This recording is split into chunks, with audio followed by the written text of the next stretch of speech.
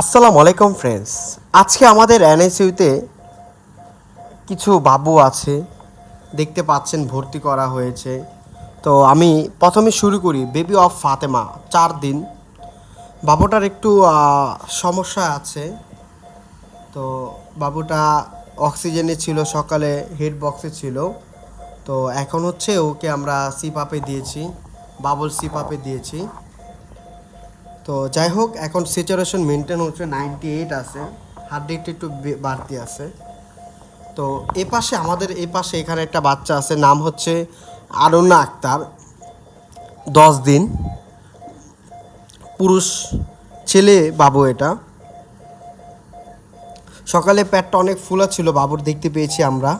তো আর কি বাবু অনেক পায়খানা করেছে ও মেডিসিন দেওয়ার পরে। তো এখন একটু কিছু স্বাভাবিক আছে, পেটটা ফুলাটা কমছে, ঠিক আছে। তো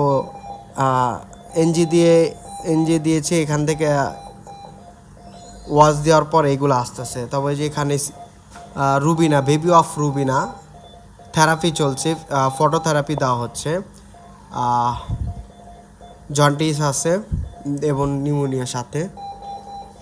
আমাদের এই পাশে এই যে একটা বাবু আছে, এই বাবুটা হচ্ছে রূপালী, টু ফিমেল বাবু।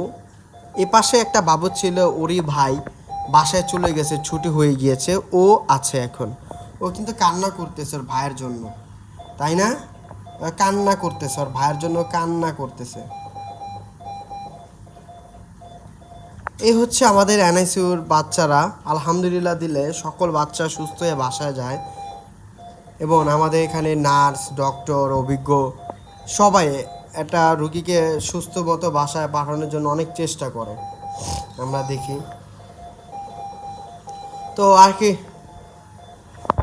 সবাই আমাদের এনআইসিউ ভিডিওগুলো দেখলে বাবুদের বিভিন্ন রোগের ভিডিও নিয়ে এবং বাচ্চাদের ভিডিও নিয়ে আপনাদের মাঝে হাজির হই।